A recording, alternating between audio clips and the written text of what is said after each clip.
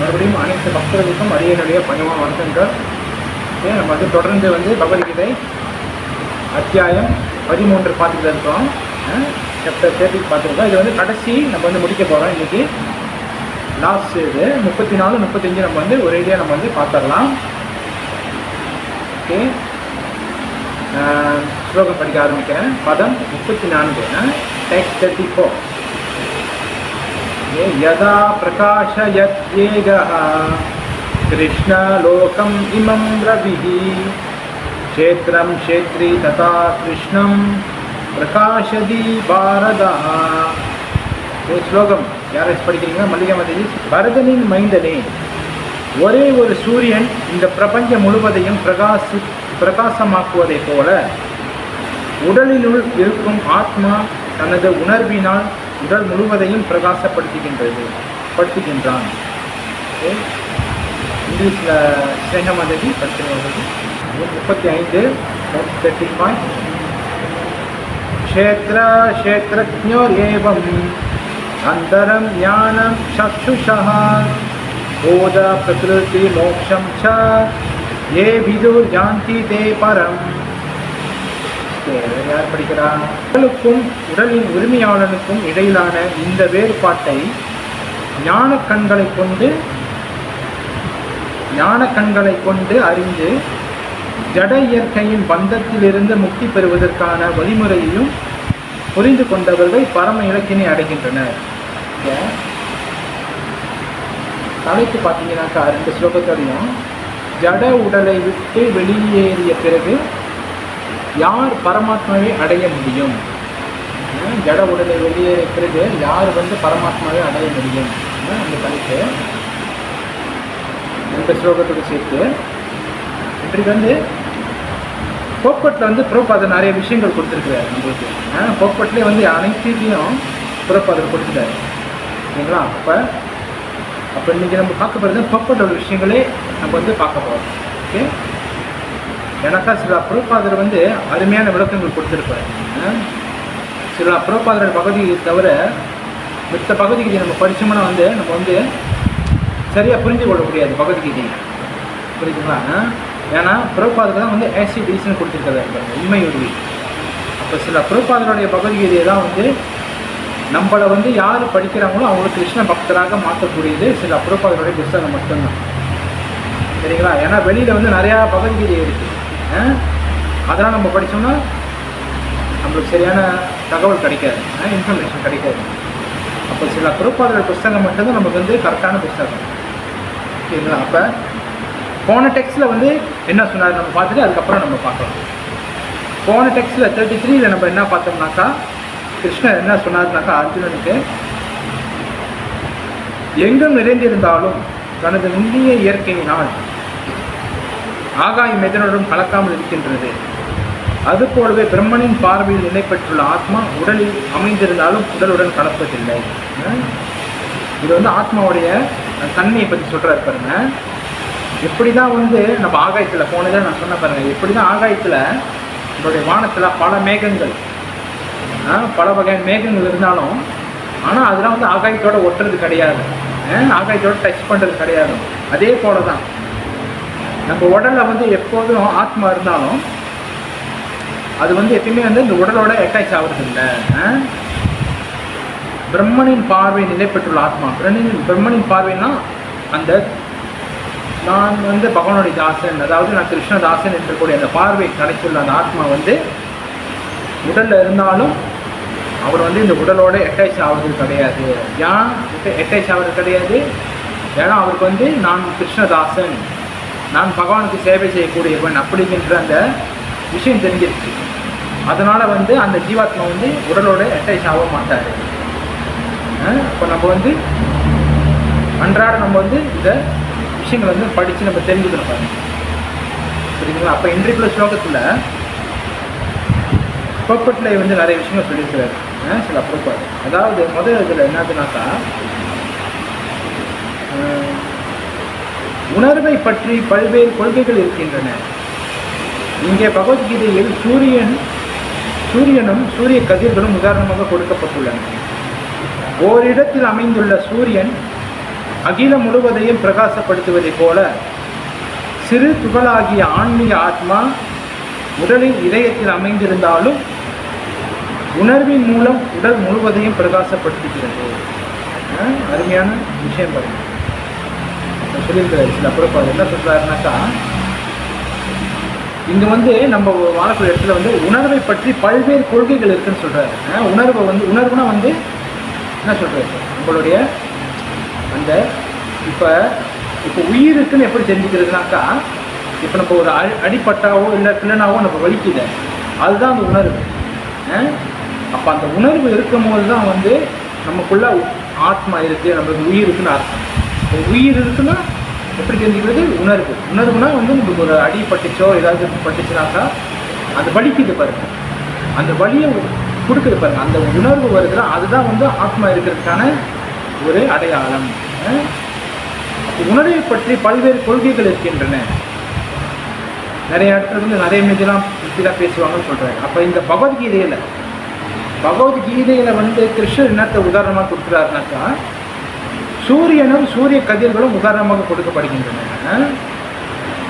இப்போ சூரியன் வந்து நம்மளோட பூமியை தள்ளி வேற ஒரு இடத்துல இருக்கு, எங்கேயோ ஒரு இடத்துல இருக்கு, ரொம்ப தூரம். நம்ம பூமியிலேருந்து சூரியனுக்கு வந்து எத்தனையோ நம்ம போகவே முடியாது, அந்த அளவுக்கு தொலைவு இருக்கு பாருங்க சூரியனுக்கு. அப்போ அந்த சூரியன் ஒளி வந்து நம்ம பூமி வரைக்கும் படுது பாருங்க. அது எப்படின்னாக்கா, சூரியன் வந்து ரொம்ப ரொம்ப பெருசானது. அதே போல தான் இதோட தான் இருப்பாருங்க. அதே போல சிறு துகளாகிய ஆன்மீக ஆத்மா உடலின் இதயத்தில், உடலோட இதயம், அதாவது நம்ம ஹார்ட்டில் இருந்தால் நம்ம அந்த ஆத்மா உணர்வின் மூலம் உடல் முழுவதையும் பிரகாசப்படுத்துகிறது. அந்த உணர்வு மூலம் வந்து இந்த ஆத்மா உடல் முழுசும் இருக்குன்னு சொல்றாரு. புரியுதுங்களா? அந்த சூரியன் ஏதோ ஒரு இடத்துல இருக்கு, ஆனால் அதனுடைய அந்த ஒளி வந்து இந்த உலகம் முழுவதும் பரவிட்டு பாருங்க. நம்ம பூமிக்கு மட்டும் கிடைக்கல, புரியுதுங்களா? நம்ம பூமிக்கு மட்டும் வெளிச்சம் கிடைக்கல, பக்கத்தில் இருக்கிற அனைத்து கிரகங்கள், அனைத்து இதுக்கும் வந்து நம்மளுடைய சூரியன் வெளிச்சம் போய் சேருது, நிலாக்கும் போய் சேருது. அதே போல தான் இங்கே நம்மளுடைய இதயத்தில் இருக்கக்கூடிய ஆத்மாவுடைய அந்த சக்தி வந்து நம்ம உடல் முழுச போய் சேருது. அப்போ இதுதான் வந்து உயிர் இருக்கிறதுக்கான அறிகுறிகள்னு சொல்கிறாரு. புரியுதுங்களா? அப்போ வந்து எனவே சூரிய கதிர் அல்லது வெளிச்சமானது சூரியன் இருப்பதற்கான சாட்சியாக விளங்குவதைப் போல உணர்வானது ஆத்மா இருப்பதற்கு சாட்சியாக விளங்குகின்றது. எப்படி வந்து சூரிய கதிர், சூரிய வெளிச்சம் நம்ம பார்க்குறோம்ல, சூரிய வெளிச்சம் பார்க்குறதுனால சூரியன் இருக்குன்னு அர்த்தம். புரியுதுங்களா? சூரியன் வந்து நம்ம மேலே படித்து சூடாக பாருங்க, என்னடா இவ்வளோ வெயில் அடிக்குது, இவ்வளோ சூடாக இருக்குன்னு நான் நினைக்கிறேன் பாருங்க. ஏன்னாக்கா சூரியன் இருக்கிறார், சூரிய தேவன் இருக்கிறனால நம்ம வந்து அந்த சூடை வந்து உணர முடியும். அதே போல தான் வந்து அந்த உணர்வு இருக்கும் போது நம்ம வந்து ஆத்மா இருக்கும் பொழுது, ஆத்மா இருக்கிறது வந்து நம்ம உடல் முழுசா நம்ம காண முடியுதுன்னு சொல்றாரு.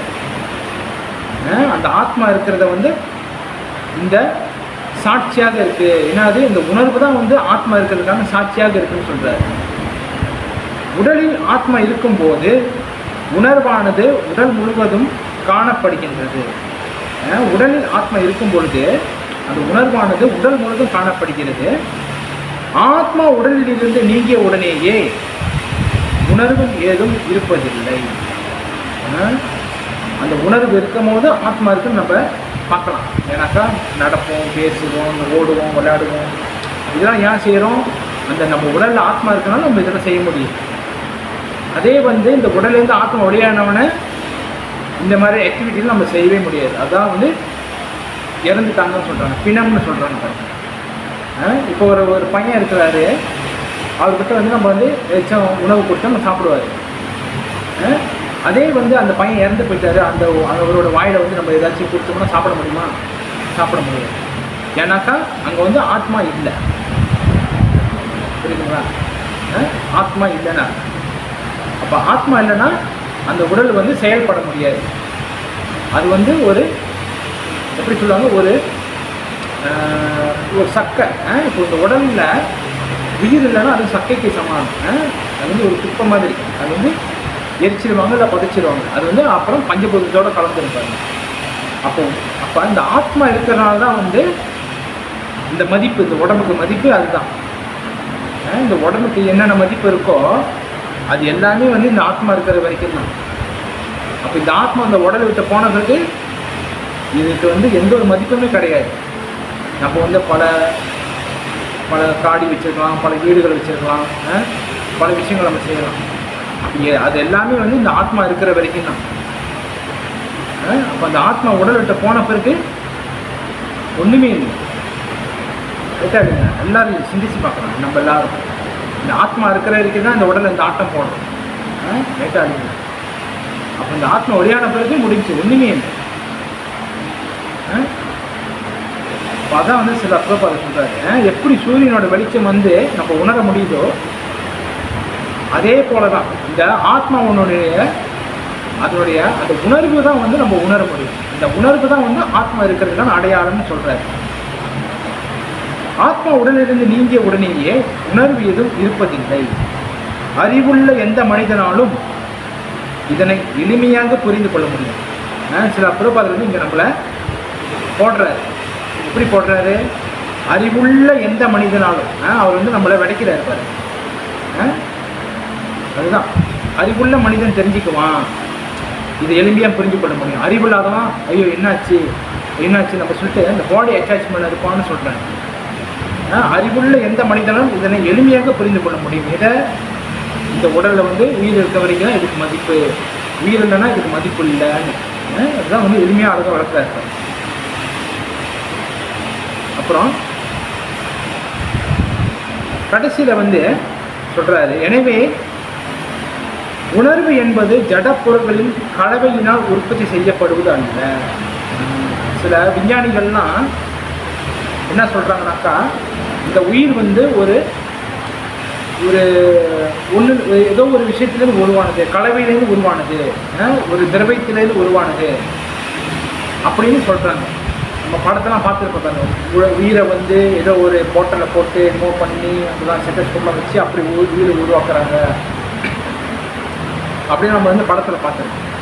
ஆனால் இங்கே சில புறப்பாதில் அழகாக விளக்குறாரு. என்ன விளக்குறாரு? உணர்வு என்பது ஜட பொருட்களின் கலவையினால் உற்பத்தி செய்யப்படுவது அல்ல. இந்த பௌதிகத்தில் பொருளை வச்சு நம்ம உயிரை கண்டுபிடிக்கவே முடியாது. சரிங்களா? நம்ம படத்தில் பல விஷயங்கள் பார்த்துருக்கோம். இதை வச்சு அதில் சப்போர்ட் பண்ணி அந்த சயின்ஸ் லேபில் என்னட்டு ஊற்றி உருவாக்குவாங்கள, அதெல்லாம் வந்து ஒரு படத்துக்காக மட்டும்தான் முடியும். ஆனால் இங்கே தெளிவாக சொல்கிறாரு பாருங்க, ஜட பொருட்களை வச்சு உயிரை உற்பத்தி செய்ய முடியாது. அந்த ஆத்மாவின் அறிகுறியாகும். அது வந்து ஆத்மாவின் அறிகுறியாக இருக்காதுன்னு சொல்கிறார். ஆத்மாவின் உணர்வும் பரம உணர்வும் தன்மையில் ஒன்றாக இருப்பினும் ஆத்மாவின் உணர்வு பரமமானது அல்ல. ஏனெனில் ஒரு குறிப்பிட்ட உடலின் உணர்வு மற்றொரு உடலின் உணர்வு ஒன்றாக இருப்பதில்லை. அப்படின்னு சொல்கிறார் பாருங்க. ஆத்மாவும் பரமாத்மாவும் வந்து குணத்தில் வந்து ஒரே மாதிரி தான், ஆனால் குவான்டிட்டியில் வந்து டிஃப்ரெண்ட்னு சொல்கிறார். எப்படின்னாக்கா, நம்ம வந்து ஆத்மா, நம்ம வந்து இந்த ஒரு உடலுடைய தன்மை மட்டும்தான் நம்ம புரிஞ்சு கொள்ள முடியும். புரியுதுங்களா? குறிப்பிட்ட ஒரு ஆத்மா குறிப்பிட்ட ஒரு உடலுடைய அந்த உணர்வு தன்மைகளை மட்டும்தான் புரிந்து கொள்ள முடியும். ஆனால் பரமாத்மா வந்து எல்லா உடலுடைய தன்மையும் தெரியும் அவருக்கு. இந்த ஆத்மா எப்படி, இந்த ஆத்மா யார், இந்த ஆத்மா முன்னே என்ன செஞ்சார், இந்த ஆத்மா இதுக்கு முன்னே எந்த உடலில் இருந்தார், இந்த ஆத்மா போன பிரிவில் எங்கே இருந்தார், இந்த ஆத்மா அடுத்து எங்கே பிறக்க போகிறாரு, இந்த ஆத்மா இதுக்கு முன்னே எங்கே இருந்துச்சுன்னு சொல்லிட்டு பரமாத்மாவுக்கு மட்டும்தான் எல்லாமே தெரியும்னு சொல்கிறாரு. அதனால தான் பாருங்கள், ஒரு உதாரணம் என்னதுனாக்கா, பரமாத்மாவுக்கும் ஆத்மாவுக்கும் உள்ள வித்தியாசம் வருது. ஒரு உதாரணம் என்னதுனாக்கா, நம்ம வந்து நெருப்பு கொளுத்துறோம்னு வைங்களேன். நம்ம நெருப்பு கொளுத்தும் பொழுது அதுலேருந்து ஒரு தீப்பொறி வரும் பாருங்க, ஸ்பார்க். அந்த தீப்பொறி வந்து ஒரு சட்டையில் பட்டுச்சுன்னா என்ன ஆகும்? சின்ன ஓட்டையாயிடும். அதே போல் அந்த ஒரு பெரிய நெருப்பே பட்டுச்சுன்னா அந்த சட்டை முழுதும் எரிஞ்சிடும். அதே போல் தான் இப்போ நம்ம ஆத்மா வந்து ஒரு குறிப்பிட்ட உடலை மட்டும்தான் நம்ம வந்து தெரிந்து கொள்ள முடியும்.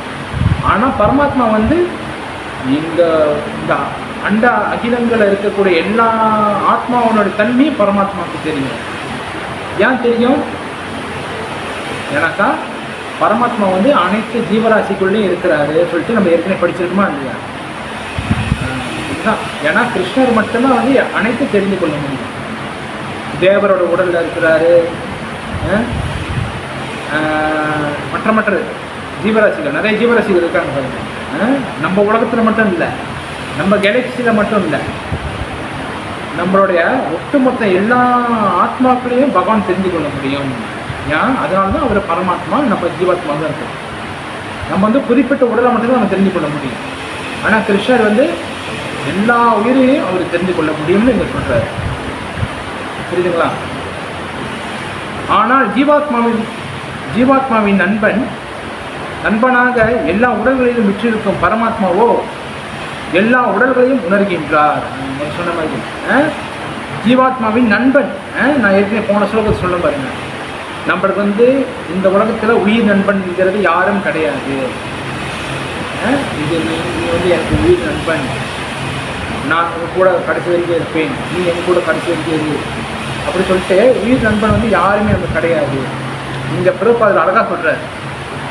ஜீவாத்மாவின் நண்பன், ஜீவாத்மாவின் நண்பனாக எல்லா உடல்களையும் விற்றிருக்கும் பரமாத்மாவோ எல்லா உடல்களையும் உணர்கின்றார். எல்லா உடலையும் கிருஷ்ணர் உணர்றாரு. அதனால கிருஷ்ணர் மட்டும்தான் நமக்கு நண்பன். இது வந்து நம்ம தெளிவாக புரிஞ்சுக்கணும். இதுவே தனிப்பட்ட உணர்விற்கும் பரம உணர்விற்கும் இடையிலான வேறுபாடாகும். இதுதான் வந்து தனிப்பட்ட உணர்வு, அதாவது நம்மளோட உணர்வுக்கும் பரம உணர்விற்கும் உணர்வுக்குமான வேறுபாடு. இதுதான் சொல்றாரு. அப்போ வந்து நம்ம தெளிவாக புரிஞ்சுக்கணும். எது வந்து நம்மளுடைய எது வந்து இப்போ ஆத்மா வந்து நம்மளுடைய ஒரு உடலை மட்டும் தெரிந்து கொள்ள முடியும். ஆனால் பரமாத்மா வந்து அனைத்து உடலையும் தெரிந்து கொள்ள முடியும். ஏன்னாக்கா அவர் தான் வந்து நம்மளுடைய பரமமான நண்பன். பரமம்னா என்ன அர்த்தம்னாக்கா அவர் தான் வந்து டாப் மோஸ்ட், பரம்பிதா, பரம புருஷான்னு சொல்கிறோம் பாருங்க. பரமம் சொல்கிறோம் பாருங்க. பரமம்னா என்ன அர்த்தம்? Top most. அவர் தான் வந்து அல்டிமேட், சுப்ரீம் லார்ட். கிருஷ்ணர் தான் வந்து நம்மளுக்கு பரமமான நண்பன். அதனால தான் பரமாத்மான்னு சொல்கிறோம். பரமாத்மானா எல்லா ஆத்மாக்களுக்கும் அவர் தான் தந்தை, பரமாத்மா. புரியுதுங்களா? எளிமையான விஷயம்தான், ஆனால் நம்ம வந்து புரிந்து கொள்ள வேண்டும். அப்போ சில பிரபுபாதருடைய இந்த விஷயங்கள் நம்ம படிக்கும் பொழுது கேட்கும் பொழுது நமக்கு ஒன்றும் ஈஸியாக புரிய போகுது. புரியுதா இல்லைங்களா? இதே வந்து இந்த விஷயத்தை வந்து பிரபுபாதர் எழுதாத ஒரு பகவத்கீதை இருக்குது நிறையா. அதில் நீங்கள் போய் பாருங்கள், ஏதோ ஒன்று சொல்லி வச்சுருப்பாங்க. பரமாத்மா வந்து நம்ம தான், அகம் பிரம்மாஸ்மி அப்படி தான் சொல்லிட்டு பல விஷயங்கள் வந்து குழப்பியிருப்பாங்க. ஆனால் சில பிரபுபாதர் வந்து அழகாக வளர்த்துருக்காரு பாருங்க. ஒன் பை ஒன் நம்ம யார், கடவுள் யார், நம்ம உணர்வு என்னது, கடவுளோட உணர்வு என்னது, நம்ம எது தெரிஞ்சு கொள்ள முடியும், கடவுளை எது தெரிஞ்சு கொள்ள முடியும் சொல்லிட்டு அழகாக அழைக்கிறாரு பாருங்க. அதனால தான் இந்த சில பிரபுபாதரோட புத்தகம் வந்து மிக மிக அருமையான புத்தகங்கள். இப்போ தொடர்ச்சியாக வந்து 10:35 நம்ம பார்க்கலாம்.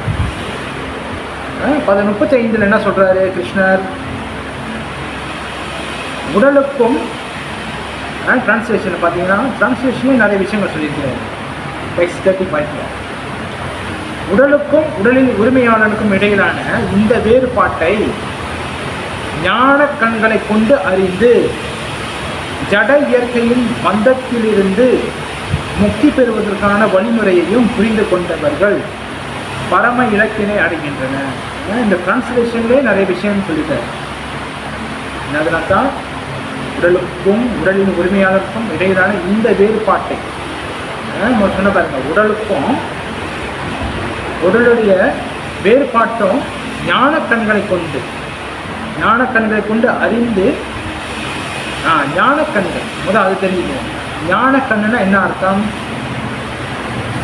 ஞானம் கண்ணுனாக்கா இந்த விஷயம் நான் முதல்ல சொன்ன பாருங்க, 33 சொன்ன பாருங்க, 33 டெக்ஸ்டில் என்னது? அந்த நம்மளுக்கு கிருஷ்ணனுடைய விஷயங்கள், அதான் ஞானக்கண், உண்மையான விஷயங்கள் எது என்னது ஞானக்கண்ணு தான் வந்து கிருஷ்ண உணர்வுன்னு சொல்லப்படுது. அது ஞானக்கண்ணை கொண்டு அறிந்து ஜட இயற்கையின் பந்தத்திலிருந்து முக்தி பெறுவதற்கான வழிமுறையும் புரிந்து கொண்டவர்கள் பரம இலக்கினை அடைகின்றனர். ஜட இயற்கையின் பந்தத்திலிருந்து முக்தி பெறுவதற்கான வழிமுறை, நம்ம வாழக்கூடிய இந்த ஜட இயற்கையினுடைய பந்தங்களிலிருந்து வெளியாக்குறது தான் வந்து கிருஷ்ணா கான்சியஸ்னஸ்னு அர்த்தம். புரியுதுங்களா? நம்மளாம் வந்து இந்த பந்தத்தில் மாட்டிக்கிருக்கோம். அப்போ அந்த பந்தத்திலேருந்து எது நம்ம வெளியாக்கும்? இந்த கிருஷ்ண உணர்வு, இந்த பக்தி யோகம். பக்தி யோகம் மூலிமா தான் வந்து ஈஸியாக நம்ம போக முடியும். ஞான யோகம், அஷ்டாங்க யோகம்லாம் வந்து போக முடியும். ஆனாக்கா சில சிரமங்கள் அதில் இருக்குது. அதெல்லாம் வந்து நம்ம கலியுகத்தில் செய்ய முடியாது. ஞான யோகம், அஷ்டாங்க யோகம், இந்த மாதிரி யோகம்லாம் வந்து இதுக்கு முன்னே உள்ள யுகத்தில் செஞ்சாங்க. திரேதா யுகம், துவாபர யுகத்தில் செஞ்சாங்க. ஆனால் கலியுகத்தில் வந்து ஒன்லி பக்தி யோகம் மட்டும்தான். இந்த பக்தி யோகம் செஞ்சோம்னா நம்ம வந்து பகவானிடம் ஈஸியாக சென்று அடைய முடியும். அதனால தான் சொல்கிறாரு, பரம இலக்கினை அடைகின்றான். யார் பரம இலக்கினை அடைகின்றான்? அந்த கிருஷ்ண உணர்வு உள்ளவன், கிருஷ்ணனுடைய விஷயங்கள் தெரிஞ்சு கொண்டவன், அவன் வந்து பகவான லோகத்தை அடைய முடியும். புரியுதுங்களா? அப்போ கோப்பட்டில் வந்து பார்த்தீங்கன்னாக்கா, நம்பிக்கையுள்ள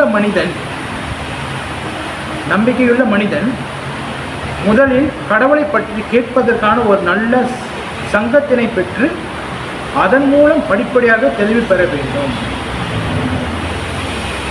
இப்போ நம்ம வந்து கிருஷ்ணா பிரபுபாதர் அழகாக சொல்கிறார், நம்பிக்கையுள்ள மனிதன், அதாவது இந்த வேத இலக்கியங்கள் மீது நம்பிக்கை கொண்டு, இப்போ வந்து உதாரணத்துக்கு எப்படின்னாக்கா, நான் வந்து இந்த விஷயத்தை தெரிஞ்சுக்கணும், எனக்கு வந்து கிருஷ்ணர் பற்றி தெரியணும், எனக்கு வந்து இஸ்கான் பற்றி தெரியணும், எனக்கு வந்து கிருஷ்ணர் தான் யாருன்னு தெரியணும், நம்மளோட ஆச்சாரியர் யாருன்னு தெரியணும், இந்த மாதிரி நம்பிக்கையோடு இருக்கிறாங்க பாருங்கள்.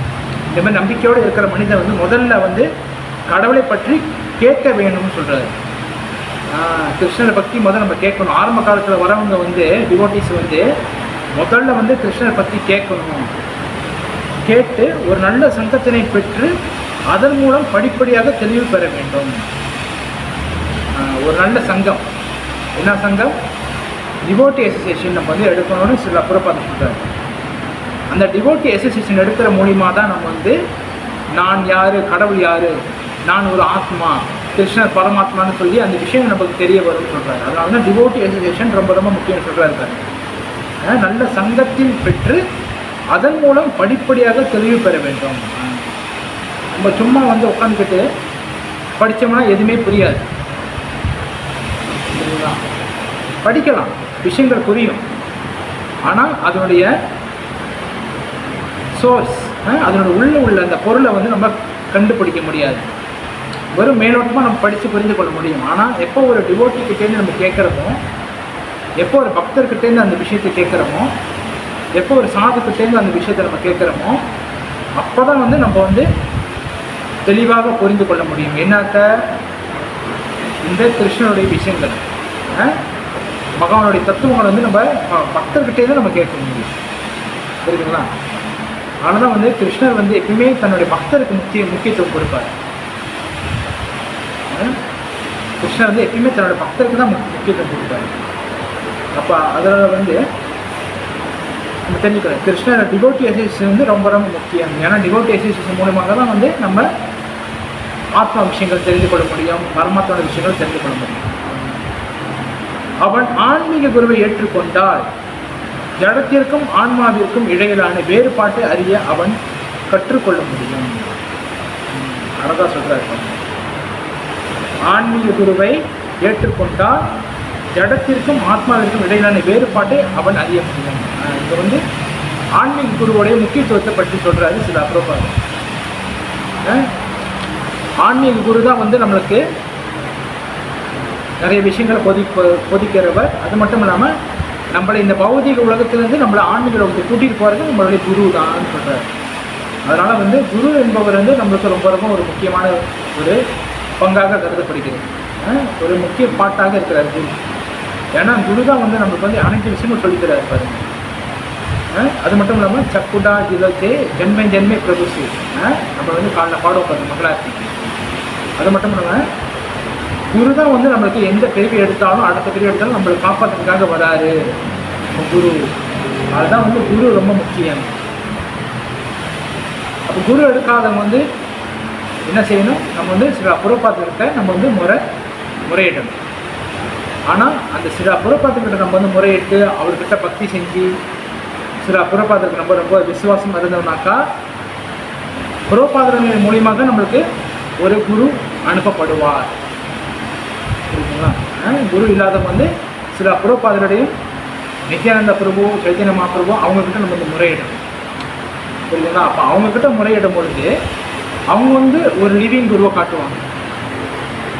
அப்போ அது மூலிமா நம்ம எக்ஸசைஸ் கிடச்சி அவங்க மூலிமா நம்ம வந்து ஆன்மீக லோகம் அடைய முடியும். புரியுதுங்களா? அப்போ இதெல்லாம் வந்து சொல்கிறார், குரு என்பவர் ரொம்ப ரொம்ப முக்கியமானவர். எதுக்கு? நம்மளுக்கு இந்த மாதிரி விஷயங்கள்லாம் சொல்லிக் கொடுப்பார். நீ வந்து ஆத்மா, கடவுள் வந்து பரமாத்மா, கிருஷ்ணர் தான் பரமாத்மா, நீ வந்து ஒரு ஜீவாத்மா, நீ வந்து இந்த பல பிரிவு எடுத்துட்ட, நீ வந்து பல ஜென்மங்கள் இங்கே பிறந்துட்ட, இன்னும் நீ வந்து ஆன்மீக போகாமல் இருக்கிற அப்படி சொல்லிட்டு குரு தான் வந்து நமக்கு ஒவ்வொரு விஷயங்களும் விளக்கமாக இருப்பார்.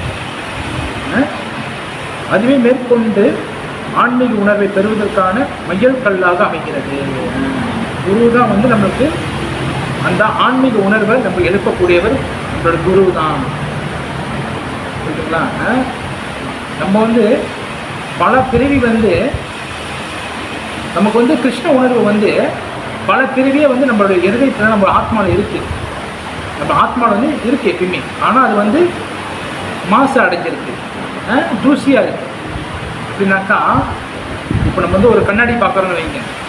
இப்போ நம்ம ஒரு கண்ணாடி நம்ம முகத்தை பார்க்குறோம்னாக்கா அந்த முகத்தில் வந்து நிறைய விஷயங்கள் ஒட்டி இருக்குன்னு வைங்க. ஏதோ பவுடரு அதெல்லாம் ஒட்டி இருந்துச்சுன்னா, தூசியாக இருந்துச்சுன்னா நம்மளோட முகம் வந்து தெரியாது. புரியுங்களா? ஆனால் தெரியும், ஆனால் மங்களாக தெரியும். அதே அந்த கண்ணாடி தொடச்சிட்டு பார்த்தோம்னாக்கா இன்னும் தெளிவாக தெரியும். அதே போல தான் நம்மளுடைய ஆத்மாவில் வந்து கிருஷ்ண உணர்வு எப்பயுமே இருக்குது. ஆனால் அது வந்து மாசு அடைஞ்சிருக்கியா? ஏன்னா நம்ம பல பிறவியில் பல உடல்களை எடுத்து எடுத்து எடுத்து எடுத்து எடுத்து எடுத்து பல இடங்களை சுற்றி பல விஷயங்கள் நம்ம கலந்துருக்கு நம்ம சூட்சும சரீரத்தில். அதனால் வந்து நம்ம கிருஷ்ண உணர்வு வந்து மறைக்கப்பட்டிருக்கு. அப்போ எப்போ ஒரு நம்ம ஆன்மீக குருவை சந்திக்கிறோமோ அப்போ வந்து நம்மளோட கிருஷ்ண உணர்வு எழுப்பப்படுகிறது சொல்கிறார். இப்போ நம்மளாம் வந்து இங்கே வந்திருக்குனாக்கா, கிருஷ்ண உணர்வுக்கு வந்திருக்குனாக்கா ஒரு டிவோட்டி தான் காரணம். ஒரு நபர் தான் வந்து நம்மளுக்கு கொண்டு வருவார் மாதிரி எல்லாத்தையும். அப்போ அதே போல தான் குரு என்பவர், சாது என்பவர் நம்மளுக்கு ரொம்ப ரொம்ப முக்கியமானவர்னு சொல்கிறார். அப்போ பல்வேறு அறிவுரைகளின் மூலம் ஆன்மீக குரு தனது சீடர்களுக்கு வாழ்வின் ஜட கண்ணோட்டத்திலிருந்து விடுபட கற்றுக் கொடுக்கின்றார். ஆன்மீக குரு வந்து தன்னுடைய சீடருக்கு வந்து இந்த ஜட உடல், ஜட பிரபஞ்சத்தில் வந்து இதுலேருந்து வெளியாகிறதுக்கு பல விஷயங்கள் கற்றுத் தருகிறான்னு சொல்லப்படும். உதாரணத்துக்கு நம்ம வந்து ஏற்கனவே வந்து 2023 வந்து நம்ம இந்தியாவுக்கு போயிருந்தோம், கடைகிரிக்கு போயிருந்தோம். அப்போ வந்து எங்களுடைய குரு மகாராஜ் வந்து நிறைய விஷயங்களை போதிச்சார் கிளாஸில். ஒருத்தர் வந்து எப்படி இருக்கணும், நம்ம வந்து வாழ்க்கையில் வந்து அவரோட கிளாஸில் சொல்கிறேன்னா பாபர் கிளாஸ் கொடுப்பார் எப்பயுமே காலையில். அப்போ வந்து அதில் வந்து நிறைய விஷயங்கள் சொல்லியிருக்காரு. அதை வந்து நம்மளாம் எழுதணும் பாருங்கள், எழுதி வச்சுருந்தோம், அப்புறம் படிப்போம். அப்போ குரு தான் வந்து நம்மளை கைட் பண்ணுறாரு பாருங்க கரெக்டான வழிக்கு. அப்போ வந்து குரு வந்து ரொம்ப ரொம்ப முக்கியம்னு சொல்லப்படுது. குரு தான் வந்து நம்மளை இந்த பௌதிக கண்ணோட்டத்திலேருந்து விடுவிக்கக்கூடியவர் குரு தான் சொல்லப்படுது. உதாரணமாக பௌதிக கருத்துக்களிலிருந்து அர்ஜுனனை விடுவிப்பதற்காக பகவத்கீதையில் கிருஷ்ணன் உபதேசிப்பதை நாம் காண்கிறோம். பகவத்கீதையில் வந்து ஆரம்பத்தில் நம்ம படித்தோம்னாக்கா 1வது சாப்டர்லாம் அர்ஜுனன் வந்து பகவான்கிட்ட வந்து சொல்லுவார் பாருங்க. அவர் வந்து பல விஷயங்கள் சொல்லுவார். நான் வந்து காட்டுக்கு போயிடுறேன், நான் வந்து போர் செய்ய மாட்டேன், நான் வந்து தியானம் பண்ண போயிடுறேன், எனக்கு வந்து என் சொந்தக்காரங்களை கொலை பண்ணுறதுக்கு எனக்கு விருப்பம் இல்லை, என் தாத்தா, என்னுடைய பாட்டனார், என்னுடைய மாமா இவங்கெல்லாம் கொள்றதுக்கு வந்து எனக்கு வந்து விருப்பம் கிடையாது, எப்படி நான் என் சொந்தத்தை கொள்வேன் சொல்லிட்டு பல விஷயங்கள் சொல்லுவார். அப்போ கிருஷ்ணர் வந்து எப்போ குருவாக ஆகிறாருனாக்கா அவருடைய இந்த மாதிரியான பௌதிக கருத்துக்கெல்லாம் வச்சுக்கிறது போது அர்ஜுனனு, அப்போ கிருஷ்ணர் வந்து ஒரு குருவாக இருந்து அர்ஜுனன் வந்து வழி நடத்துகிறார். எப்படி? அர்ஜுனா, நீ வந்து இந்த உடல் கிடையாது, நீ வந்து ஒரு ஆன்மீக ஆத்மா, நீ வந்து ஒரு ஆன்மீக ஆத்மா மாதிரி நடந்துக்கோ, உடல் தான் அழியுது தவிர ஆத்மா அழியிறது கிடையாதுன்னு சொல்கிறாரு. நம்ம ஏற்கனவே படிச்சிருக்கோம் பகவத்கீதை ஆரம்பங்களில். அவர் வந்து நிறைய விஷயங்கள் கிருஷ்ணன் வந்து அர்ஜுனுக்கு நிறைய விஷயங்கள் போதிப்பார் பாருங்க. ஆத்மா யார், ஆத்மா எப்படிப்பட்டது, ஆத்மா தத்துவம்லாம் சொல்லுவார். அப்போ பக்தி தத்துவம் சொல்லுவார், அப்புறம் ஞான தத்துவம்லாம் சொல்லுவார் பாருங்க. அப்படி இப்படிலாம் சொல்லி எப்படி கிருஷ்ணர் வந்து பகவத்கீதை அர்ஜுனுக்கு போதிச்சாரோ, எப்படி ஒரு கிருஷ்ண உணர்வுள்ள ஒரு நபரை கொண்டு வந்தாரோ, அதே போல தான் நம்மளுடைய ஆன்மீக குருவானவர் நம்மளை வந்து படிப்படியாக நம்மளை வந்து கிருஷ்ண உணர்வுக்கு கொண்டு வருவார். அதனால தான் வந்து ஆன்மீக குரு ரொம்ப ரொம்ப முக்கியமானவராக இங்கே சொல்லப்படுது.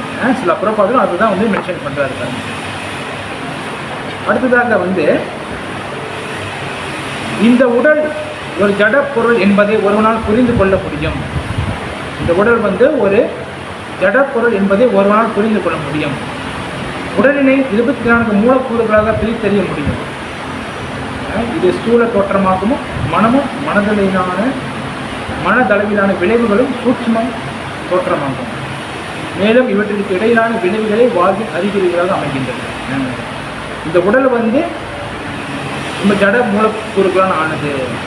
அது வந்து நம்ம ஏற்கனவே படிச்சிருக்கோம் பாருங்க. 5 பஞ்சேந்திரியம், 5 ஞானேந்திரியம், 5 கர்மேந்திரியம், அப்புறம் குணங்கள், இதெல்லாம் சேர்ந்து மூலக்கூறுகளாக இருந்து அதில் தான் வந்து ஆத்மா வந்து உள்ளே போகுது. இதில் இந்த பஞ்சபூதமான உடலில். அப்போ இந்த உடல் செயல்பட ஆரம்பிக்குது.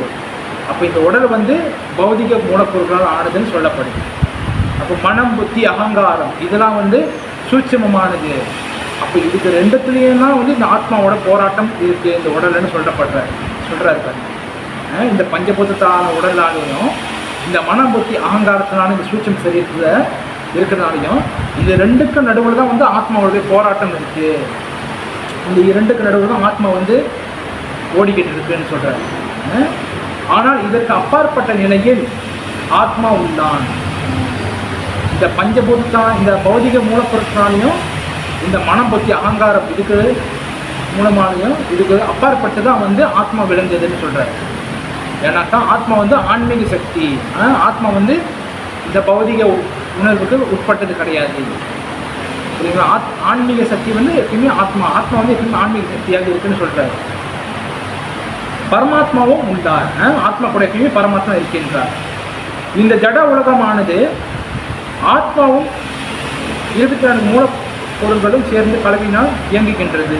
ஒரு சொன்னது ஆத்மா வந்து இந்த 24 மூலப்பொருட்களால் இருக்குன்னு சொல்கிறாரு. ஆத்மா பௌதிக மூலக்கூறுகளும் இணைந்த கலவையை இந்த முழு ஜட தோற்றம் என்பது பரமாத்மாவின் நிலையையும் யாரால் காண முடிகின்றதோ அவன் ஆன்மீக உலகிற்கு மாற்றம் பெற தகுதியுடன் ஆகின்றான். அது வந்து ஆத்மா வந்து இந்த மூலக்கூறுகளால் 24 மூலக்கூறுகளால் இந்த பௌதிக பொருட்களால் அது வந்து உள்ளே இருக்குது. யார் ஒருத்தர் வந்து பரமாத்மா உணர்றாங்களோ, இந்த உடலை இருந்து கொண்டே பரமாத்மாவை யாரை உணர்றாங்களோ, பரமாத்மா கிருஷ்ணர் சொல்லி உணர்றாங்களோ, கிருஷ்ண உணர்வை வந்து ஏற்றுக்கொள்கிறார்களோ அவங்க வந்து ஆன்மீக உலகிற்கு மாற்றப்படுகிறார்கள். இந்த உடலை விட்ட பிறகு நம்ம வந்து ஆன்மீக உலகத்துக்கு போகப்படுவோம். எப்படி? இந்த கிருஷ்ணருடைய விஷயங்களை நம்ம தெரிஞ்சுக்கிட்டு நான் வந்து ஆன்மீக ஆத்மா அப்படின்னு புரிஞ்சுக்கிட்டு இங்கே இருக்கக்கூடிய காலத்தில் வந்து ஒழுங்காக பக்தி செஞ்சு யார் வந்து கரெக்டாக பின்பற்றி வராங்களோ அவங்க வந்து ஆன்மீக லோகத்துக்கு மாற்றப்படுவாங்க. எப்போ? இந்த உடலை விட்ட பிறகு. புரியுதுங்களா? இதை வந்து நம்ம தெளிவாக புரிஞ்சுக்க வேண்டும். அவன் ஆன்மீக உலகிற்கு மாற்றம் பெற்ற தகுதியுடன் ஆகிறான். இந்த விஷயங்கள் ஆழ்ந்து சிந்திப்பதற்கும் உணர்ந்து அறிவதற்கும் ஆனவை. இந்த சொன்ன விஷயங்கள்லாம் வந்து சில அப்புறப்பாத் சொல்கிறாரு பாருங்க. இப்போ நம்ம படித்த விஷயங்கள் அனைத்தும் வந்து ஆழ்ந்து சிந்திப்பதற்கும் உணர்ந்து அறிவதற்குமானது. இதை நம்ம வந்து ஆழ்ந்து சிந்தித்து பார்க்கணும். அது மட்டும் இல்லாமல் உணர்ந்து பார்க்கணும். வாழ்க்கையில் நம்ம வந்து உணரணும். நம்மளுடைய எண்ணம் என்ன, அது நம்மளுடைய வாழ்க்கை எதை நோக்கி போய்கொண்டு இருக்குது, நம்ம யார், இதெல்லாம் வந்து சிந்தித்து பார்க்கணும்னு சில அப்புறப்பாதை நம்ம சொல்கிறாரு. சும்மா படிச்சுட்டு கேட்டுட்டு போகிறது கிடையாதுன்னு சொல்கிறாரு. சரிங்களா? எந்த ஒரு விஷயமா இருந்தாலும் ஆன்மீக விஷயங்களை வந்து நம்ம வந்து ஒரு விஷயம் படிக்கிறோமா அதை வந்து நம்ம வந்து யோசித்து பார்க்கணும். யோசித்து பார்த்து அதை வந்து நம்மளுடைய வாழ்க்கையில் நம்ம கடைப்பிடிக்கிறோமா அப்படின்னு நம்ம பார்க்கணும். இப்போ நம்ம ஒரு அத்தியாயம் படிக்கிறோம் இல்லைங்களா, சொந்தக்கந்து நம்ம ஒரு ஸ்லோகம் படிக்கிறோம்னாக்கா அந்த ஸ்லோகம் படித்து அந்த ஸ்லோகம் போல் நம்ம வாழ்கிறோமா, கிருஷ்ணன் சொன்னது போல் நம்ம இருக்கோமா, அதில் சொல்லியிருக்கிற பொதுப்பாதத்தில் சொல்லியிருக்கிற விஷயங்கள் போல் நம்ம நடந்துக்கிறோமா அப்படின்னு சொல்லிட்டு நம்ம சிந்திச்சு பார்ப்போம். அதுதான் சொல்கிறாரு. நம்ம வந்து வெறுமனே படிச்சுட்டு வெறுமனே போகிறது கிடையாது சொல்கிறாரு. ஆழ்ந்து சிந்திக்கணும். நம்ம வந்து அதை அறிவதற்கு மாணவை ஆள் சிந்திப்பதற்கும் ஆழ்ந்த உணரணும்னு சொல்கிறாரு. வந்து சிந்திக்கணும்னு சொல்கிறாரு. ஆன்மீக குருவின் உதவியுடன் இந்த அத்தியாயத்தினை முழுமையாக புரிந்து கொள்வது அவசியம். ஒரு ஆன்மீக குருவோடைய இந்த ஆசீர்வாதத்தால் நம்ம வந்து இந்த விஷயங்கள் நம்ம தெரிந்து கொள்ளணும்னு சொல்கிறாரு. சரிங்களா? அப்போ இதுதான் வந்து சில பிரபாதர் சொல்கிறாரு. இன்னைக்கு உள்ள விஷயங்கள்ல என்ன சொல்கிறாரு? சில பிரபாதர் நம்ம வந்து ஆன்மீக ஆத்மா, நம்ம வந்து ஒரு ஆன்மீக ஆத்மா, நம்ம வந்து கிருஷ்ணரை தெரிந்து கொள்ள வேண்டும். கிருஷ்ணர் வந்து பரமாத்மா, கிருஷ்ணரை தெரிந்து கொள்ள வேண்டும். அது மட்டும் இல்லாமல் நம்மளுக்கு வந்து குரு என்பவர் மிக மிக முக்கியமான ஒருவராக கருதப்படுறாருன்னு சொல்கிறாரு. எப்போ குரு இருக்கிறாங்களோ குரு வந்து நம்மளுக்கு நிறைய விஷயங்களை போதிப்பாங்க. அப்போ குரு இல்லாதவங்க என்ன பண்ணுறது குருன்னு கேட்டாக்கா, நம்ம வந்து சில பிரபாதரிடமும் ஸ்ரீ நித்யானந்த பிரபு, சைத்தன்ய மகாபிரபு இவங்கக்கிட்ட சில பலராமர் அவர் வந்து ஆதிகுரு பலராமர், அவங்ககிட்ட நம்ம முறையிடணும். அது முறையிடுறது மட்டும் நம்ம கடமை கிடையாது, முறையிடணும். அது மட்டும் இல்லாமல் நம்ம வந்து பக்தியை வந்து ப்ராக்டிஸ் பண்ணணும். பக்தியை கரெக்டாக ப்ராக்டிஸ் பண்ணி ஜபம் பண்ணி புஸ்தகங்கள் படித்து நாம ஜபம் பண்ணி 4 கோட்டுப்பாடு கரெக்டாக கடைப்பிடிச்சி வந்தோம்னாக்கா பகவானோட கருணையால் வந்து நம்மளுக்கு ஒரு லிவிங் குரு பகவான் காட்டுவார். உண்மையாக இல்லைங்களா? அப்போ குரு எடுத்தவங்களும் வந்து நம்ம வந்து பகவானுக்கு சேவை செஞ்சு கொண்டே இருக்கணும். நான் குரு எடுத்துட்டேன், நான் கிருஷ்ணனுக்கு சேவை செய்ய மாட்டேன், இதோட நிப்பாட்டியதான், இதான் எனக்கு கிடச்சிருச்சு, இதான் குரு எனக்கு கிடச்சிட்டாரு, குரு இருந்தால் எல்லாமே கிடச்சிருக்கலாம், குரு இருந்தால் ஈஸியாக ஆன்மீகம் போயிடலாங்க அப்படின்னு கிடையாது. குரு இருந்தாலும் நம்ம வந்து தொடர்ந்து பகவானுக்கு சேவை செய்ய வேண்டும், டிவோட்டி அசோசியேஷன் வச்சுக்கணும். அதே போல் குரு இல்லாதவங்களும் நம்ம வந்து பிரபாதரிடம் முறையிடணும், பகவானிடம் முறையிடணும். அப்போ இந்த மாதிரி முறையிடும் போது பகவானோட கருணையால் ஒரு ஆன்மீக குரு நம்மளுக்கு கிடைப்பாருன்னு சொல்லப்படுது சாஸ்திரங்கள். புரியுதுங்களா?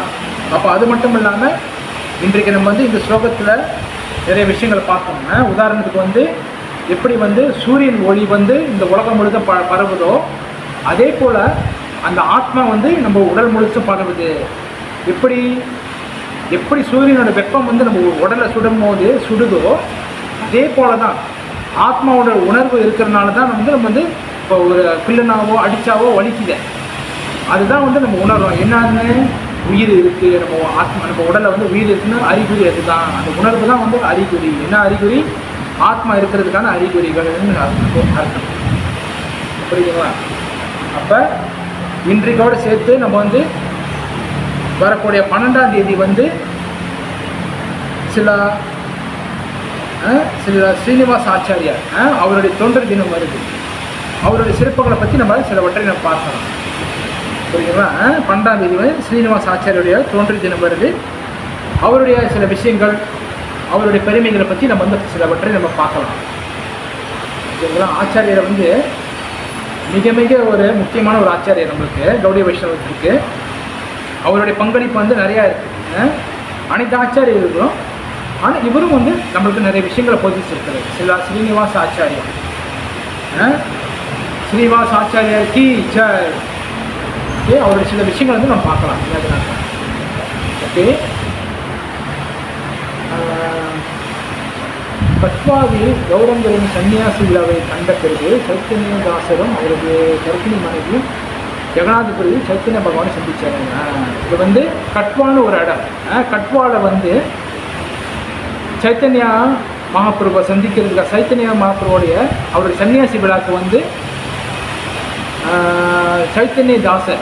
சைத்தன்யதாசர் வந்து அவருடைய அப்பா, ஸ்ரீனிவாச ஆச்சாரியுடைய அப்பா, அவங்க மனைவியும் போயிருக்கிறாங்க. அப்பா ஜெகநாதபுரியில் சைத்தன்யர் பகவானை சந்தித்தார்.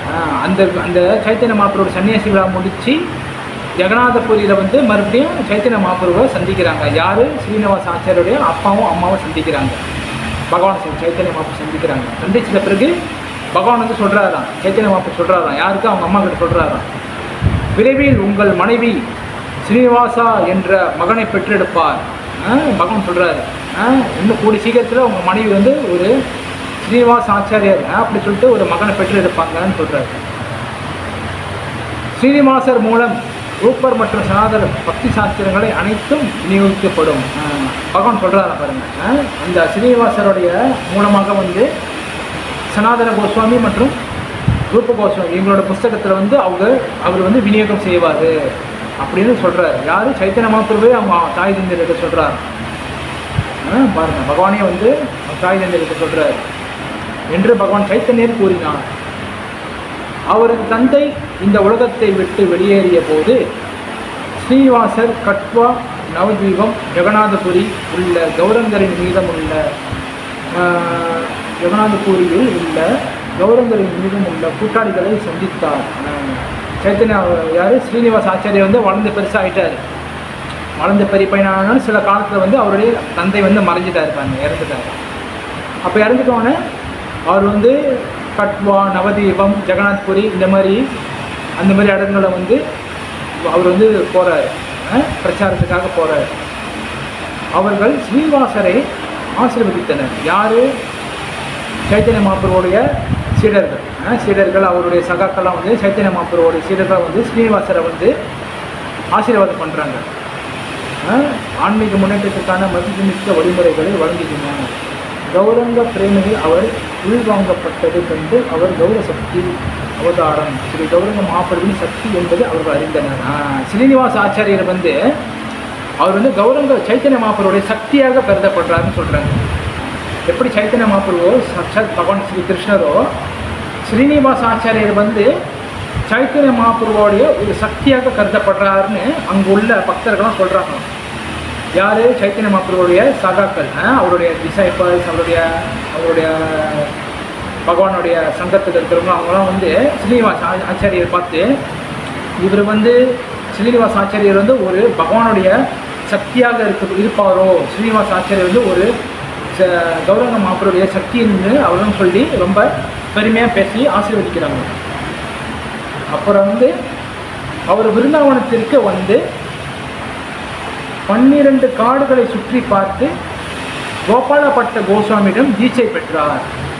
ஸ்ரீனிவாசாச்சாரியர் வந்து அப்புறம் கடைசியாக வந்து சில காலங்கள் வந்து ஜெகநாத்புரி நவதீபம் இந்த மாதிரிலாம் போயிட்டு அதுக்கப்புறம் வந்து விருந்தாவனத்திற்கு வரார். விருந்தாவனத்துக்கு வந்து 12 காடுகளை 12 காடு விருந்தாவனத்தில் வந்து நிறைய காடுகள் இருக்குது பாருங்க, நிறைய காடுகள் இருக்குது. அப்போ அந்த காடுகள் எல்லாத்துலேயும் போயிட்டு சுற்றி பார்த்துட்டு கடைசியாக கோபாலபட்ட கோஸ்வாமியிடம் தீட்சை பெற்றார். கோபாலபட்ட கோஸ்வாமி யாருனாக்கா நம்மளுடைய சத்கோஸ்வாமியில் இருப்பாங்களே, அதில் வந்து ஒரு சுவாமி தான் வந்து கோபாலபட்ட கோஸ்வாமி. அவரிடம் தீட்சை பெற்றார். ஸ்ரீ ஜீவ கோஸ்வாமி அவருக்கு கௌடிய வைஷ்ணவத்தின் முழுமையான தத்துவத்தை கற்றுக் கொடுத்தார். ஜீவகோஸ்வாமி சத்கோஸ்வாமி அடங்குவாங்க, நம்ம பார்த்துருப்போங்கள. ஜீவகோஸ்வாமி வந்து அவருக்கு கௌடிய வைஷ்ணவத்தோடைய முழுமையான தத்துவத்தை போதிக்கிறார். யாருக்கு? ஸ்ரீனிவாச ஆச்சாரியர். யார்? ஜீவகோஸ்வாமி. அவர் வந்து நிறைய விஷயங்களை போதிக்கிறார். அவரது பரந்த அறிவை அங்கீகரித்து பரந்த அறிவை அங்கீகரித்து ஸ்ரீ ஸ்ரீனிவாசருக்கு ஆச்சாரியார் என்ற பட்டத்தை வழங்கினார். யார்? ஜீவ கோஸ்வாமி தான் வந்து ஸ்ரீனிவாச ஆச்சாரியருக்கு வந்து ஆச்சாரியா என்ற பட்டத்தை வழங்கினார். ஏன்னாக்கா அவருடைய அறிவு கூர்மை, அவருடைய செயல்பாடு, அவருடைய அந்த விஷயங்கள்லாம் வச்சு தான் இவர் வந்து ஸ்ரீனிவாச ஆச்சாரியார்னு சொல்லிட்டு அவர் வந்து ஆசீர்வதிக்கிறாருன்னு சொல்கிறாரு. யார்? நம்ம ஜீவ கோஸ்வாமி வந்து நம்ம ஸ்ரீனிவாச ஆச்சாரியருக்கு ஆச்சாரியா என்ற பட்டத்தை கொடுக்குறாரு. அப்புறம் ஸ்ரீ ஜீவ கோஸ்வாமியின் கட்டளையை ஏற்றுக்கொண்ட ஸ்ரீனிவாசர் அவரது 2 நண்பர்களான ஷியாமனந்த பிரபுவும் நரோத்தமதாஸ் தாக்கூரும் முதல் புத்தக விநியோகத்தை செய்கிறாங்க. அவங்க தான் வந்து புத்தக விநியோகத்தை ஆரம்பிக்கிறாங்களாம். ஃபர்ஸ்ட் வந்து யார்?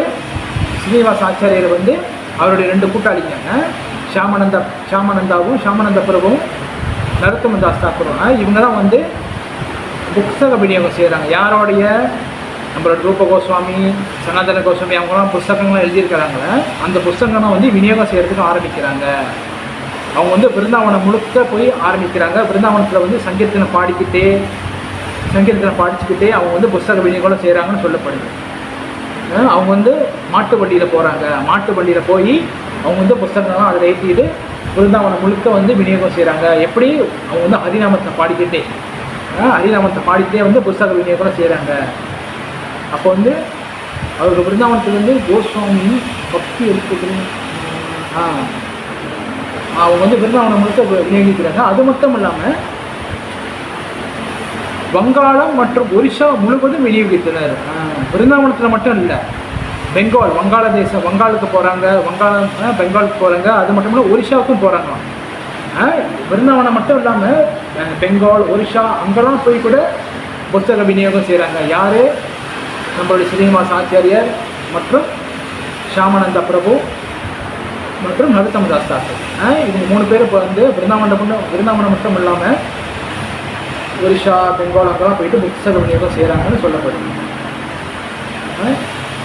அப்புறம் வந்து ஸ்ரீனிவாச ஆச்சாரியா பல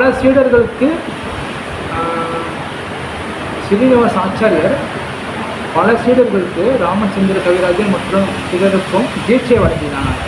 ஸ்ரீனிவாச ஆச்சாரியர் வந்து சில காலங்கள் வந்து அவரை பிரச்சாரம் பண்ணி அவர் வந்து ஒரு நல்ல ஒரு குருவாக ஆகிட்டார்.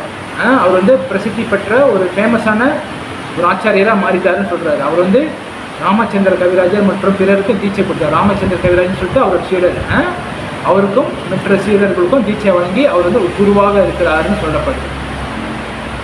அது பக்தி நிறைந்த பாடல்களை எழுதியிருக்கிறாரு. சத்கோஸ்வாமி அஷ்டகம்லாம் வந்து ஸ்ரீனிவாச ஆச்சாரியரை எழுதியிருக்கிறாருன்னு சொல்லப்படுது. மேலும் ஒரு சிறப்பு கீர்த்தனை பாணியை அறிமுகப்படுத்தினார். ஸ்ரீனிவாச ஆச்சாரியர் தான் வந்து இதில் சொல்லப்படுது. சிறப்பு கீர்த்தனம்னு ஒன்று இருக்கான். அது வந்து அது வந்து ஆச்சாரியர் அவர்களுடைய அந்த கீர்த்தனம். அந்த கீர்த்தனத்தையும் வந்து ஸ்ரீனிவாச ஆச்சாரியர் தான் வந்து எழுதியிருக்கிறாருன்னு சொல்லப்படுது. அந்த கீர்த்தனையை நடத்தும் போது நீண்ட நேரம் ஜபிப்பதால் சில நேரங்களில் அவர் தனது குரலை இழப்பார். ஸ்ரீனிவாச ஆச்சாரியர் வந்து அந்த கீர்த்தனம் பாடும் பொழுது, பகவானை பற்றி பாடும் பொழுது அவர் வந்து தன்னுடைய குரலையும் இழந்துட்டு வரான், பேச முடியாத நிலைமைக்கு போயிடுவாராம். அந்த அளவுக்கு பக்தியில் வந்து அவர் மூழ்கி பாடுவார்னு சொல்லப்படுவார். நம்மளாம் வந்து 1 hour 2 hour பாடும்போது நமக்கு வந்து தண்ணி குடிக்கிறோம், நம்ம வந்து ரிசீவ் ஆகிடும். ஆனால் அவங்கெல்லாம் பாருங்க அந்த அளவுக்கு வந்து கீர்த்தனை பண்ணியிருக்காங்க ஆச்சாரியர்கள். அதனால தான் வந்து அவங்களாம் வந்து சாதாரண நபர் கிடையாது. அப்புறம் வந்து பிரசங்கம் மற்றும் எழுத்து போன்ற வெளிப்புற செயல்பாடுகளை தவிர, பிரச்சாரம், அந்த எழுதுறது, புஸ்தக விநியோகம் அதெல்லாம் செய்யறதை தவிர ஸ்ரீனிவாச ஆச்சாரியர் தீவிர ராகநோக பஜனை மேற்கொண்டவர். தீவிர ராகநோக பஜனை அது வந்து ஆன்மீகமான ராகநோக பஜனை. சாட்சாத் பகவானையும் நேரில் பார்க்கக்கூடிய தன்மைக்கு வந்து அவர் வந்து போகுவாருன்னு சொல்லப்படுது.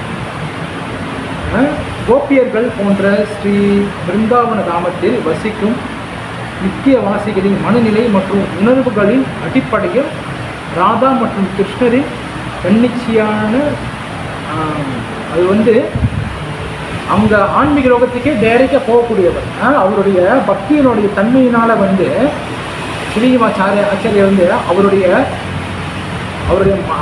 அந்த ஆன்மீக பக்தியினால் அவர் வந்து டைரெக்டாக அங்கே போகக்கூடியவர். எங்கே ஆன்மீக லோகத்துக்கு அங்கே போய் பார்க்கக்கூடியவர். அங்கே நேராக ராதாகிருஷ்ணர் தரிசனம் பண்ணுவாராம். அந்த மாதிரியான பவர் உடையவர் யார்? ஸ்ரீனிவாச ஆச்சாரியர். அவர் வந்து அங்கே வந்து ராதாகிருஷ்ணன் பிரேமையில் அங்கே போய் அந்த விஷயங்களை பார்ப்பார்னு சொல்லப்படுது. கிருஷ்ணரின் தன்னிச்சையான என்ன வழிபாடு ஞாபகம் பார்த்தீங்க. மானசி சேவா மனதில் கருத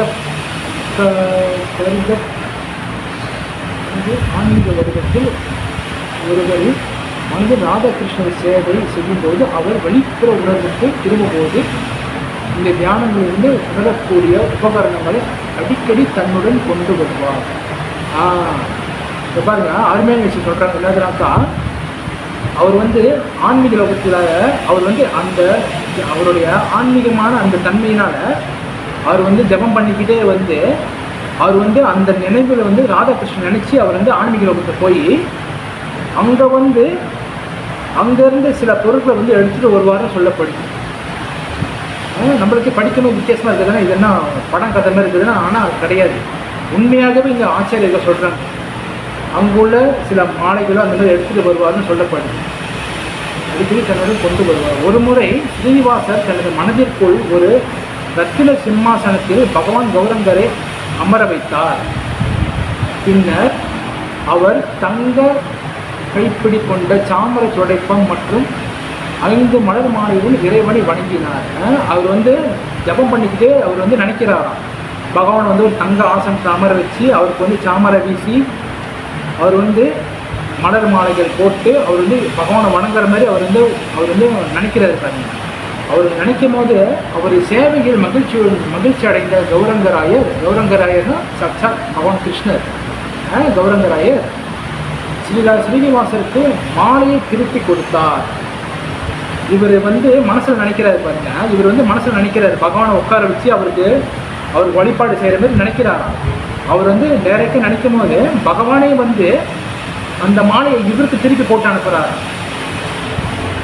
மகிழ்ச்சி அடைந்த கௌரங்கராயர் ஸ்ரீனிவாசருக்கு மாலையை திருப்பி கொடுத்தார். பின்னர் அவர் உடனடியாக விழித்தெழுந்து தியானத்தை இருந்தார். ஆச்சரியப்பட்டு ஸ்ரீனிவாசர் வெளிப்புற உணர்வுக்கு திரும்பிய போது தனது கழுத்தில் தொங்கிக் கொண்டிருக்கும் மிகவும் இனிமையான மலர் மாலையை கண்டார். பாருங்க, அவர் வந்து ஜபம் பண்ணிக்கிட்டே அவர் வந்து நினச்சி அந்த ஆன்மீக லோகத்துக்கு போகிறாரு பாருங்க. அங்கே போய் பகவானை வந்து ஆராதனை பண்ணுறவர் நினைக்கிறாரு. அவருடைய தூய்மையான பக்தியினால் திருப்தி அடைஞ்ச பகவான் வந்து அந்த மாலையே அவருக்கு திருப்பி போட்டு அனுப்புகிறாரு. அப்போ அவர் முடிச்சு பார்க்கும்போது அவர் கழுத்தில் வந்து அந்த மாலை இருக்கிறத பார்க்குறாரு பாருங்க. அவர் கழுத்தில் வந்து அந்த பகவானுடைய மாலை இருக்குன்னு அவர் வந்து கவனிக்கிறாருன்னு சொல்லப்படுது. மாலையை கண்டார். இன்னொரு முறை ஒரு சம்பவம் நடக்குன்னு சொல்கிறாங்க. என்னது? இன்னொரு முறை ஸ்ரீனிவாசர் தனது சித்தஸ்வரூபத்தில் மணி மஞ்சிரையாக ஸ்ரீமதி ராதாராணியின் ஸ்ரீ கிருஷ்ணர் மற்றும் கோபியர்கள் அவர் வந்து இன்னொரு முறை என்ன நடக்குதுனாக்கா, அவர் வந்து தன்னுடைய ஜபம் பண்ணிக்கிட்டே வந்து அவருடைய ஆன்மீக லோகத்தில் தன்னோட உடம்பு என்னன்னு பார்க்குறாரு. இப்போ நம்மளுக்குலாம் அதெல்லாம் வந்து சற்று அப்போ வந்து ஒழுங்காக ஜபம் பண்ணாலே நம்ம போதும், புரியுதுங்களா? அவர்லாம் ஆச்சாரியர்களாம் வந்து அந்த அளவுக்கு இருக்கிறாங்கன்னு சொல்லப்படுது. அவர் வந்து ஜபம் பண்ணிக்கிட்டே தன்னுடைய சக்தியினால் வந்து தன்னுடைய பக்தியினால் அவர் வந்து ஆன்மீக லோகத்தில் தான் வந்து ஒரு மஞ்சரின்னு பார்க்குறாரு. என்ன மஞ்சரி? மணி மஞ்சரி. அவர் வந்து ராதாராணியோடைய அந்த கோபியர்கள் டீமில் வந்து அவர் வந்து ஒரு மணி மஞ்சரியாக இருக்கிறாருன்னு சொல்லப்படுது. மணி மஞ்சரியாக தன்னை வந்து பார்க்குறாரு. அப்போ வந்து அங்கே வந்து ஸ்ரீ கிருஷ்ணர் மற்றும் கோபியர்கள் ஹோலி வந்து விளாட்றாங்க. ஹோலினா அந்த கலக்கலர் பவுடர்லாம் போட்டு விளையாடுவாங்க. கலக்கலர் பவுடர் நம்ம படத்தான் பார்த்துருப்போம். அந்த மாதிரி ஹோலி வந்து விளாட்றாங்க. எந்த ஆன்மீக லோகத்தில் கோலகவர்தனத்தில் பார்த்துங்க. அங்கே வந்து அவர் அங்கே நடக்கிறத அவர் வந்து அங்கே நின்று பார்க்குறாரு. அந்த லீலையை மகிழ்ச்சியுடன் கண்டார். அங்கு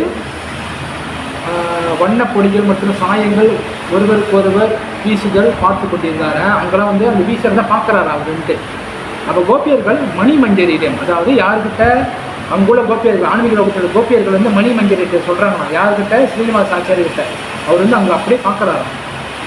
சொல்கிறாங்களா, ராதிகாவுக்கு வண்ணங்களை வழங்கவும் ஷாமாவுக்கு எதிரான அவர்களின் போரில் அவர்களுக்கு சேர்ந்து நிற்கவும் சொல்கிறாங்க. அங்குள்ள கோபியர்கள் வந்து அவர்கிட்ட பேசுகிறாங்க. நம்ம வந்து ராதாராணியோட இருந்து நம்ம வந்து ஷாமான யார்? கிருஷ்ணர்.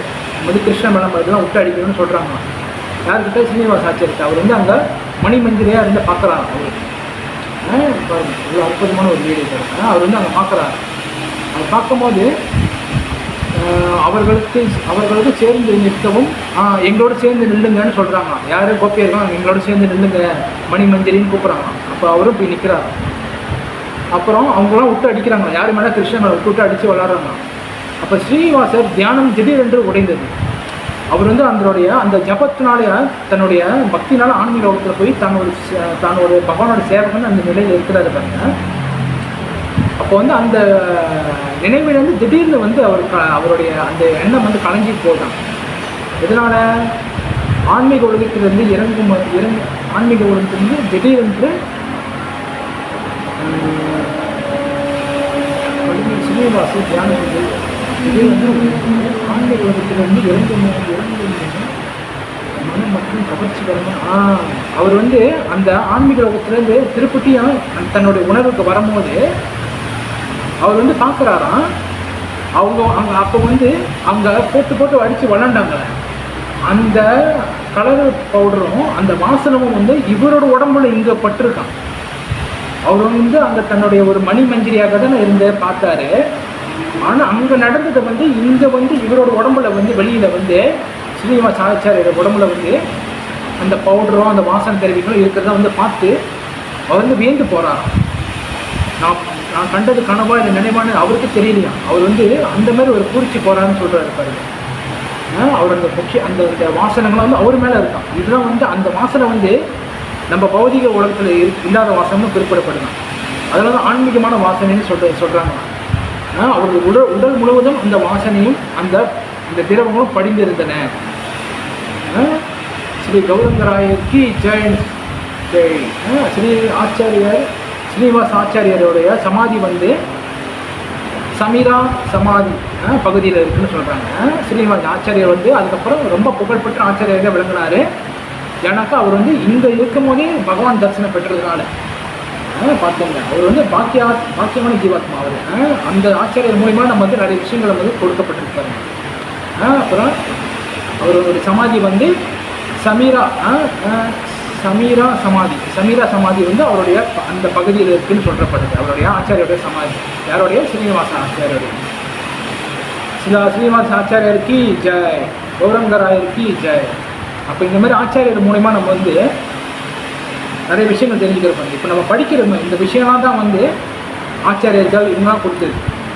அப்போ நம்ம ஒவ்வொரு தடவையும் இந்த மாதிரி ஆச்சாரியர் பக்தியை நம்ம கேட்கும்போது நம்மளுக்கும் வந்து சில அவங்களுடைய கருணையினால் நம்ம வந்து பக்தியில் முன்னேற முடியும். ஹரே கிருஷ்ணன். ஸ்ரீமன் பகவத்கீதாக்கு ஜெய். ஹரே கிருஷ்ணன். ஏதாவது கேள்வி இருந்தால் கேட்கலாம்.